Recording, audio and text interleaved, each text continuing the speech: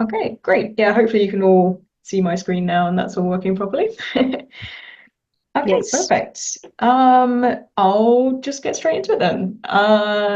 So I'm Kimberly. I work at UCL in their Advanced Research Computing Center as a research software engineer. What that means is basically I write software for other research groups at UCL. We kind of operate like a software core facility almost. So people can come to us from whatever department, biology, physics, whatever. And the idea is we can help them to write the software that they need for their particular research question. Um, Art focuses on lots of things. I won't labor it too much, but research software engineering, that's what I do.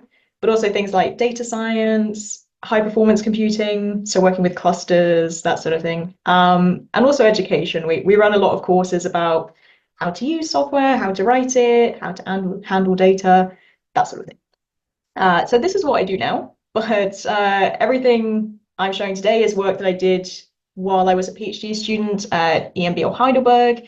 And there I was working on a bunch of different projects focusing around correlating volume electron microscopy data and X-ray microscopy data in Yannick Schwab's lab. So yeah, everything today was work while I was at EMBL in Heidelberg. Okay, so bit of a summary at the beginning about why we need to target specific areas. Most of you will be very familiar with this, but always good to go back over it. Common scenario is somebody will come to the lab with a particular organism, whatever it is, and say that they want to collect some volume EM from it. In this case, we have a 6-day-old Platanurus dumerilli, which is a type of marine worm. You're going to be seeing lots of them in the presentation, so I thought I'd put them straight away on the first slide. Let's say, first of all, that we're going for a scenario where we want to image the entire thing with volume EM. There is one paper where they do this, which I've referenced up here, and you can collect these really nice data sets where you have the entire organism, you can see all of the nuclei and the cells and how they interact in full 3D. Really nice data sets. But the cost of collecting such a large data set like this is that collecting one Platanurus, so one worm, with serial block face SEM at 10 by 10 by 25 nanometer resolution was 7 weeks of continuous acquisition and over 2.5 terabytes of data. So it's a great data set. I'm not trying to argue with that, but for routine operation, where we're only interested in a specific region, this isn't really feasible. We want to be able to go as quickly and as efficiently as possible to a certain region that we're interested in and just collect volume EM where we really need it. Yeah, it's making it faster, saving space, saving money, all of this. So targeting, often necessary. How do we do it? Again, most of you will be super familiar with this. The usual process is we choose a specific region, say, I don't know, the eye of the Platanurus or whatever we're interested in.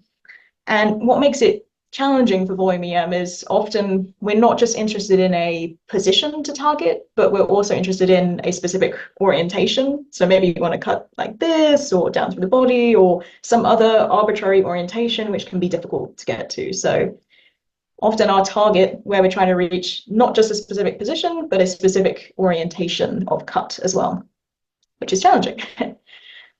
Usual scenario is we go through the usual sample preparation steps. We embed our samples into resin blocks. So here there's 2 Platanurus in this resin block. There's kind of one this side and one this side. And then we take them over to the ultramicrotome to actually cut to our region of interest. And normally this is quite a manual process. So we're looking down the binocular microscope, we're adjusting the different pieces to try to get it exactly in the orientation we want. And then we're cutting in with the diamond knife to hit the region that we're actually interested in. And when I say it like that, it sounds like it's a really easy process and, very simple to do, but anyone who's actually tried to do this will know that it can be really challenging for certain samples. And there's lots of reasons for that. But things like we're relying on the surface features of the sample. We're looking down the binocular. Some samples have a lot of surface features to help guide you. Some don't have any really. We also have this issue of the opacity. So when we go through the whole sample prep process, it normally becomes extremely opaque and again, makes it really hard to tell where you are. There's also this idea of 3D thinking, which is a bit more abstract, but say when I'm looking, I can see exactly where I want to go and exactly what angle, but still being able to figure out how to adjust all the different pieces to get it precisely at that angle is something that takes sort of time and training to get good at being able to do. So it can be rather challenging. What we really want to do is try to come up with a workflow that makes this a bit simpler, a more sort of step-by-step process to get to a final region with an ultramicrotome. And the trick that we were relying on for this is to use micro CT as a map. So we can X-ray our sample inside the resin block before we do any cutting, and we can get nice images like this one for a Platanaris. And the advantage now is we can use internal features to guide where we're targeting. We can make very precise 3D measurements about exactly where it is and at what location and so on. But there are still challenges to using this. So there's this challenge of how do we convert to angles and distances for the ultramicrotome, and also how do we precisely reach those angles as well. So people have been using X-ray for this sort of thing for quite a while, but it tends to still be quite a manual process of trying to measure how deep it is or moving the X-ray around to try to figure out where you are. Again, we want to try to have a more sort of step-by-step formulaic way of starting from the X-ray and then getting to your region of interest right at the end. So that's kind of the aim of what we were trying to do. And while we were working on this workflow, we wanted to make improvements in two main regions. So first of all is the hardware side, so the actual ultramicrotome itself, and the other side is the software side. So for the hardware, we want to be able to precisely measure angles and precisely go to angles better than reading from the scales on the pieces, so more precise. And on the software side, we wanted a way to calculate angles and distances to use for our ultramicrotome for cutting based on X-ray images. So starting with the hardware side, we did a bunch of work on two different common microtome systems that you can see here. We set up a collaboration between EMBL and the Francis Crick Institute to work on this hardware side of things. So from EMBL, it was the Schwab Lab and the electronic and mechanical workshops, and also everyone else you see in that long list there. And from the Crick, it was the EMSDP, and Wei Guan was leading that, but also helped by everyone you can see on the right there. So big collaboration, lots of people's work that I'm going to be summarizing very briefly, but yes, this is what we were looking into. This is what it looks like for the MBAL system, which is based on a Leica UC7. What we've done is, it's a standard ultramicrotome, but we've added these additional features where now, instead of manually moving each of the pieces, there's a motor that can control the rotation of all of the different axes here. We designed it as an add-on, so you can kind of take it off when you don't want to use it and put it back on when you want to use it. The only change to the actual ultramicrotome itself is this extra hole that was drilled into the stem that fits into a pin on the back of the holder. So the point of this is it makes sure your holder is properly, fully vertical, which is important for calculations we do later. You can kind of imagine, you know, if it's a bit like this or a bit like that, that throws out any calculations we might make. So that's the one change. And yeah, it was made by all of the people down in the bottom right here, which are from the electronic and mechanical workshops. Wouldn't have been possible without them. They're really great at doing this kind of stuff. Some pictures of it doing what it's doing. So here you see it moving under the motors to different positions. And then on the next one, this is kind of how you'd use it. So there's a little touchscreen interface. You can type in the angle you want, and then it'll move to that position. So this satisfies this idea of being able to precisely go to angles and also very precisely measure what angle we're currently at as well. So this is one system that was made. The Crick worked on one that was built on an RMC microtome. Very similar idea. They also have each rotational axis has a motor to control it now, but they also motorize the stage movement as well, so they can also move that. And here it's controlled by software on a computer that's off to the right, so you can set whatever angle you want and also measure whatever angle you want as well. And yeah, again, Wei Guan led all of this, helped by lots of other people too. So all of the plans for both of those systems are online. They're freely available with the parts lists and so on. So anyone can have a go at building them if they want to. If you want something that's more off the shelf, I also wanted to mention that Leica, they've just released a new ultramicrotome, which has motorized elements for the rotation too, which you could use with this workflow. And also a lot of the elements of the software I'm going to talk about in a minute have been incorporated into this 3D trim module, which was via a collaboration with the Schwab Lab. So yeah, if you wanted something off the shelf that you can buy, this is an option. But if you have some people at your institute who like hardware and electronics and want to build something, the plans are also available. So either would work. I also want to say You can also use the workflow with a standard ultramicrotome as well. So this is just a normal Leica EM UC7, nothing has been changed. You could use a normal RSE, whatever. This is a good option if you don't need absolutely the highest precision. Also, if you want to try out the workflow before looking into these motorized systems. And it's probably the most common way that people actually use Crosshair, which is the software I'm going to show in a minute. And it's been used for a bunch of projects in this way, and people have been happy with it. So something to bear in mind. If you want the highest precision, the best results, the motorized systems will give you that. You need that precision in measuring the angles and so on. If you don't need it and you just want to get in general in the right orientation and location, you can use a standard ultramicrotome, and yeah, can be a good option as well for this workflow. All right, so that's kind of hardware side very briefly. Software side, we were trying to start from the X-ray and then figure out angles and distances to use on an ultramicrotome. What makes this really challenging is that ultramicrotomes have a lot of different pieces you can adjust. We can tilt the sample, we can rotate it, we can rotate the knife, we can move the stage as well, north, south, east, west. There's a lot of different variables that we can adjust. So in order to make this work, we had to build up a mathematical description of how the ultramicrotome moves. And for that, we were using a bunch of different equations, but a lot of them were under this umbrella of kinematics equations. They get used for lots of different applications. One of the common one is for controlling robotic arms. So if you look at like videos of car factories or something like this, they have these robotic arms that build different pieces. They will be being controlled by many things, but including kinematics equations. And what it lets them do is calculate where the end of that arm is based on the angles of all of the individual pieces. So it can look at the angle at the base and here and figure out, okay, where's the end that I actually care about. For the ultramicrotome, you can kind of think of it like a sort of very weird and very small robotic arm, and we can use the same kind of equations. So we end up building two equations, a forward kinematics equation and an inverse kinematics equation. All they do is it allows us to describe how our region of interest inside of our sample moves when we adjust all of these different things. So it's a mathematical description of that, and it allows us to say, okay, if I want my region of interest to be right here so that I can cut to it, what should the angles of all of these pieces be? So this is in general what it does. But the upshot is what it's letting you do is start from your X-ray, and then it's going to give you out the angles for the microtome. So the angle of the knife, the tilt of the sample, the rotation of the sample, and also a distance that you should cut. And hopefully once you've done those things, you should hit what your region of interest is. That is the aim.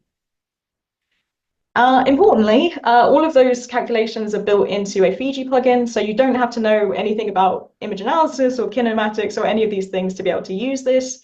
We've put it in a plugin, so it should be nice and user-friendly for anyone who wants to use it in their research. So yeah, that Fiji plugin is called Crosshair. It's open source, it's free, you can do whatever you want with it. It's easy to install, you can do it through an update site in the usual way if you've ever used Fiji or ImageShare. It uses a lot of existing technology that's already inside of Fiji, so big data viewer for browsing really big images, but also the 3D viewer for viewing things in 3D. And all of that code is available on GitHub. So if any of you are sort of software oriented, it's there. You can do whatever you want with it and expand it however you might like to. All right, so I don't really have time to go through the entire workflow, but I'm just going to show you a few videos of how different parts of it look to give you a general idea. So this is kind of what Crosshair looks like when you open it up. You have Big Data Viewer in the middle, which lets you look at slices through your X-ray. Then there's a 3D viewer on the right to see it in 3D, and then all the controls are on the left. So here I'm scrolling up and down. This is a Platinaris, and you can kind of see the outline of the resin block around the outside. Now, when I click this track button, it's producing this green plane that you see on the right. So the idea here is the green plane is my target. When I finish cutting, I want to end up at that location. So it's defining my desired end position and also my end orientation. And you'd place that at wherever you want to cut through in your sample. The other thing that Crosshair needs is it needs a starting position. So what I'm starting to set up with the blue plane is the blue plane is going to be along the top of the block to define my start position, so the very surface, and then the green plane is my end position where I want to end up. And it needs both of those so they can calculate the angles and the differences between them. So let me skip on a bit because I take a while. So the way that you set that up is you can see your X-ray here, and then you can click along the surface to add a bunch of points. So again, I'm going to skip on because I spend a while adding points on the surface. Once you're happy with it, you can click to fit to those points, and you see the blue plane snaps to the block surface. So now we have this situation where we know our start position and we know where we want to end up as well. There's a couple of other things that Crosshair needs. So it also needs to know the shape of your block face so that it can figure out where it's going to hit and how deep it needs to cut and that sort of thing. And that's what I'm doing here. So I'm going to the corners and I'm adding a point on each of those corners. So once it knows that, it can know exactly what shape and size your block face is to do all of those calculations. Again, I'm going to skip on because I spend a while trying to place these corners. I'll skip this too. The final kind of setup thing it needs is you have to tell it what orientation your block should have when you put it in the ultramicrotome.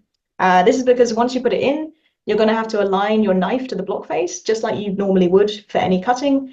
And you have to tell Crosshair, well, which edge is going to be the bottom, which edge is going to be the top when you do that alignment. So that's what I'm doing here. I'm clicking on the points, and then I'm telling it, is this the top left point? Is this the top right point, etc. Again, like very brief overview for these things, but this is in general how you'd set it up. Let me skip on a bit. So at this stage, you take it to the ultramicrotome, you put your block in, and you would align the knife to the block face in the normal way that you normally would for doing sectioning or something like this. Then you come back to Crosshair, and you have to read off what those angles are. So you read off what's the current knife angle and what's the current tilt angle of your sample, and you put those back into Crosshair. And the point of doing that is that by giving those angles, you're telling Crosshair exactly where your block is and exactly what orientation it has so that it can then do the calculations to figure out how deep should you cut, what angles, etc. So that's what I'm doing here. I'm kind of typing in the knife angle and the tilt angle that I'm reading off from the ultramicrotome. And I'm going to skip on again because I type extremely slowly. Okay, so once you've done that, it can give you this sort of simplified representation of the ultramicrotome. So on the left, this represents the knife, and on the right represents the sample holder, and you have your sample in 3D in the middle. And now the orientation matches what you have in your real ultramicrotome is the idea. So now when I'm moving this slider, it's doing all of those calculations I was talking about before, and it's calculating various solutions that you could use to reach that target plane. Depending on how you've set up your target, there will probably be many different solutions for it. So there are many different combinations of rotations that would get you to the same point. It's up to you to choose whichever one is the best fit for your particular problem. Maybe your sample is easier to cut in a certain orientation, or you want to keep the knife angle small, or whatever. It's up to you. You cycle through the solutions, you choose one you like, and then what Crosshair gives you is it gives you the angles for each of the pieces. So the angle of the knife, the tilt of the sample, the rotation of the sample, and it tells you a distance to cut to reach it. So the final part should be setting those angles, cutting the distance, and then hopefully you've reached where you want it to be, that position and that orientation. That is the general idea. Some other things that Crosshair has in it, so it also has a cutting mode in it, which kind of lets you simulate cutting through the block before you do it. So here, this is a video with some fish samples that were prepared by everybody down in the bottom left here. They're from the EM SDP at the Crick, and we were using these at an EMBO course last week or the week before, something like this. So here you see a fish that's inside of this resin block, and I've done all of the steps I was just mentioning. I've set up the surface, I've set up my target. You can see it all set up like this, exactly as before. But now I can click on this button over here for the cutting mode. Yeah, so now this middle view is exactly aligned to what it would be in the real ultramicrotome. And then as I move this slider, you can kind of simulate cutting into the block. So it's telling you exactly what cross-section you should expect to see of your block. And then eventually when I get into the fish, you can start to see it starting here. You can see the cross-section that you should have of the fish as well. So the numbers to the right of the slider are showing you the depth in microns. And the advantage here is that you can put in, 100 microns and see exactly what cross-section you would expect to see at that distance, or 200 or whatever. So it can be quite useful for planning out your run, especially if you want to hit multiple things at different distances, for example. It can be useful if you're taking thick sections and you want to compare and check where you are.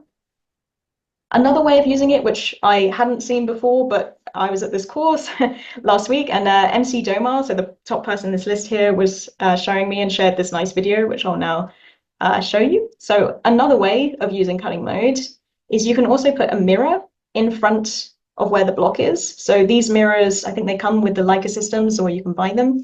But if I play the video, what you can do is you can keep the mirror there as you're cutting. And since the mirror is at an angle, when you look down the binoculars, it can let you see what your block face looks like. So if I skip on to where we actually do that, on the left here, you're seeing the cutting mode, so what we expect. And then up on the monitor, up on the right, is the view in that mirror so that you can directly compare between the two. They're flipped because one's in a mirror and one isn't, but it's a nice way of being able to use this cutting mode so you can cut for a bit, look in the mirror, have a look in crosshair at your X-ray section and see, okay, am I seeing the cross-section I expect? You know, is my orientation correct? It can be just a nice way of checking where you're going. And again, that's the advantage of having the X-ray in advance. Like the X-ray really lets you have a full view of where your sample is and what should come up where before you actually start doing any cutting in the first place. So another thing which is hopefully useful. So some ideas about accuracy. So how accurate is this? We did a bunch of tests where we took loads of Platanurus and we chose the same target on all of them. So in this case, we wanted to cut through these things that come out of the side of the head. Same in all of them. We set them up in crosshair. But the difference now is we X-rayed them before and we X-rayed them afterwards, and we registered the two X-rays. So you can kind of see that here. This line is where we managed to cut to, and everything above the line is from the before scan, and everything below it is from the after scan. And because we have the X-rays, we can now very precisely measure how close we were to where we were trying to actually get to. All right, so just a few examples of these. Here we're seeing 5 different Platanurus cross-sections that cut through these extensions. This is where we were trying to get to. This is where we actually got to. Some of these are a little difficult to see because the plane goes right along the surface. So I also have this row here, which is exactly the same, but just slightly inside the block to make the cross sections a little brighter. The important thing is, if you compare down the columns, you're seeing every time we're hitting these extensions, and also we're seeing pretty much the same cross section. So basically it's doing what it's supposed to be doing. We're getting to the position and we're getting to the orientation, which is good. We also did a bunch of quantitative measures of this. So here you have the distance error on the y-axis for 2 different distance measures. And on the x, you have the overall angle error between them. Again, whole spread here. But if I just bring up the summaries, it means we get a mean angle error of around 0.9 degrees for the entire process, and a mean distance error for both of them of about 3.1 microns. So it's in general the accuracy you can expect. You'll see there's quite a bit of variation here because, you know, we're using different systems. We were using different X-ray systems as well, which makes a big difference. And also there are still manual steps in this, right? We still have to align the knife and the block face and so on. So when different people are doing it, you're going to have some variations too. So something to bear in mind, you're not going to get exactly the same accuracy every single time that you do it, but hopefully it gives you a general idea of what you might expect. Okay, so accuracy, yeah, and then to kind of wrap up for this, if you find this interesting and you want to find out more about it, there's an eLife paper which goes through it in excruciating detail, like every single piece of how it works. There's the GitHub, which has all of the plans for those 2 systems, if you wanted to build one. There's also the software there. There's a very detailed written tutorial that includes instructions for motorized systems and also for using standard ultramicrotomes, which I added very recently. So I very much recommend the written instructions. It's very, very detailed. There's also a YouTube tutorial where I show the entire thing at the ultramicrotome. So hopefully there's a lot there to kind of get you started if you want to try it out with your own samples. And with that, I will just thank everyone that was involved. It was a lot of people from many different places. So from EMBL, we had the Schwab team, also everyone from the ENCF and the mechanical and electronic workshops as well. From the CRIC, everyone at the EMSTP who made that system, and also various other people from EMBL like the Aaron Lab and the IGBI group and the Center for Bioimage Analysis as well. And I think I'll leave it there. So thanks very much. And yeah, happy to answer any questions. Thank you, Kimberly. Great talk. And it's it seemed a lot of work to me. Yeah. Uh, Yeah. I don't know if anybody else have any questions, but so I have a question about those tilt angles, all that. Do you just read it out directly from the ultramicrotome, or you actually have, because those scales I saw on the ultramicrotome on the tilt knife stick, they seem really rough. It's not like precise at all. And do Yeah. you need to actually also calibrate it before you actually trust the whatever you read off from those Yeah. angles? Yeah, so this is like one of the reasons why we spent all the time making the motorized systems because, yeah, the scales are rough and they're not great. So for the motorized systems, they will be calibrated. So they should be very, very precise and precise with where the zeros are. And you can read off from their user interface to many decimal places what the current angle is. If you're using a standard ultramicrotome, yeah, you're limited by how precise the scale is, which is Yeah. not great. But that's the kind of inaccuracy that you're going to be introducing. Some of it's about when you're choosing a solution, you can try and choose a solution that uses quite round numbers. So, for example, I Okay. don't know, if it was like 2.5 degrees, you might be like, I'm not going to use that one because there's no way I can find 0.5. So you might try and find one where it's closer to being full numbers. But yeah, the accuracy is always going to be reduced when you're using a standard one. And that's the real Yeah. advantage of the motorized systems. Yeah. Okay. We do have a question in the chat by Philip. Uh, is Phil, you want to ask it or you want me to read it? Phil, are you there? You can Oh, probably yes, see I the. am. Sorry. Oh, yeah. Go ahead, Phil. Yes, yes. Is block face shape and size a factor? I saw that, the edges of your sections seem to vary. Um, Yeah, you mean for like the initial shape of the block and this sort of thing, yeah? no, no, no, Hmm. the block face shape. Oh Um, yeah, the original shape. yeah, yeah. Okay, yeah. Yeah, again, like I didn't have time to go through the whole workflow, but yeah, the idea would be before you X-ray, you always have to trim this flat face in the top, and there is a requirement on the shape. It's quite loose. The idea is it has to have four corners with straight lines in between. So it could be a rectangle, it could be a trapezium, it could be, one flat edge and one edge like that, but it has to be something that has four corners and straight lines. So ideally, you would trim it nice and flat with a glass knife or a diamond knife, and also trim the sides so that they're really nice and straight for the best accuracy as well. And then you'd X-ray it afterwards, and then Crosshair's going to use that face as the reference to do the calculations. Yeah.